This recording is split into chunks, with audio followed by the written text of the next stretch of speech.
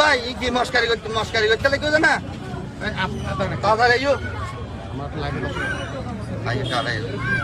দর্শক আপনাদেরকে এই মুহূর্তে দেখানোর চেষ্টা করছি বাকুলিয়ার মিয়া খান সদাগর পোল থেকে এই ব্যক্তি নিজেকে সেনাবাহিনীর একজন উত্তেজন কর্মকর্তা পরিচয় দিয়ে এই ছেলেকে ধরে নেওয়ার সময় এলাকাবাসী তাকে আটক করেছে।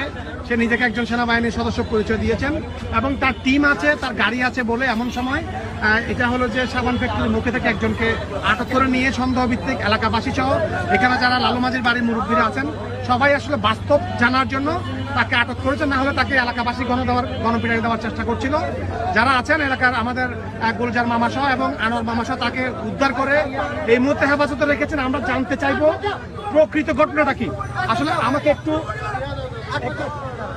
একটু বলেন প্রকৃত ঘটনা কি, একটু কি বলো তো। আমরা ভাই এখানে মনিয়ারের সামনে দাঁড়িয়ে আছি নি, উনি কয়েকবার আমাকে দেখে লাস্টে ও আমাকে ডাক দিয়ে বলতেছে আমার হাতে ধরে বলতে দাদা তুমি মামলা আছে আই, মানে ও আমাকে টানে নিচ্ছে। লাস্টে আমি ওকে ইয়ে করতেছি, এটা আমার সামনে ছিল। আচ্ছা আপনি যদি আমাদেরকে বলেন কি জানলেন এবং আমরা তো দেখছি ওনাকে অনেকে মারার চেষ্টা করছে, কি লোকজন ওকে ধরছে, ধরার পর বলতেছে উনি পরিচয় দিচ্ছে সেনাবাহিনীর লোক। তারপর আমি এসে চাষ করলাম, ওনার কার্ডটা কোথায়? যদি আপনি প্রশাসনের লোক হয়ে থাকেন তাহলে আমাদেরকে কার্ডটা দেখান। ও আমাদেরকে কোনো কার্ড দেখাতে পারে নাই।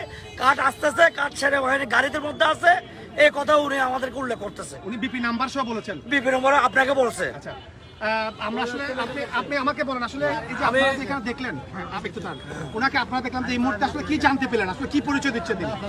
উনি তো সেনাবাহিনীর পরিস্থিতি দিচ্ছে।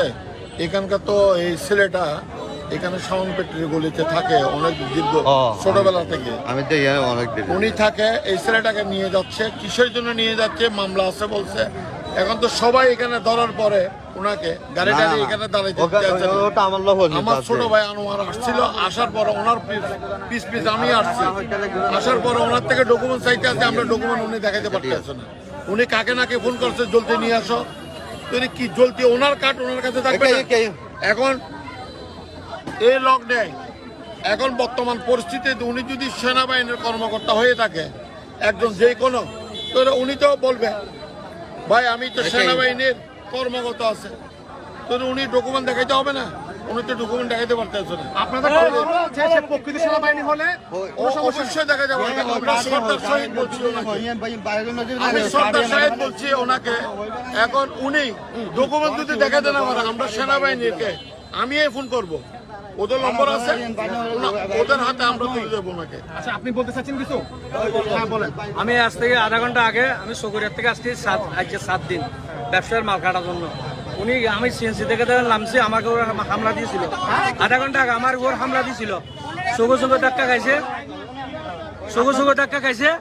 উনার সাহস মনে হয় আমাকে কিছু এরকম বলার জন্য সাহস পাই না মনে হয়। সগো ধাক্কা খাইছে আধা ঘন্টা আগে। আমি এই পর্যন্ত ঘুরে এলাম মেহান মার্কেট, ব্যবসা করি আমি। মানে উনি আমার চোখে ধাক্কা খাইছে, আমার বই লাগছে। উনি দেখছে একটা সন্ত্রাসের মতো, ওই চোখে আঘাত যখন দেখছে আমি মাইন্ড করছি, তখন আমি এখন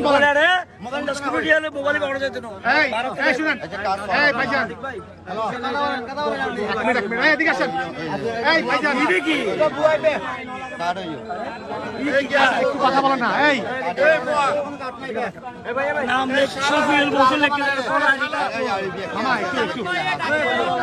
আপনার নাম কি?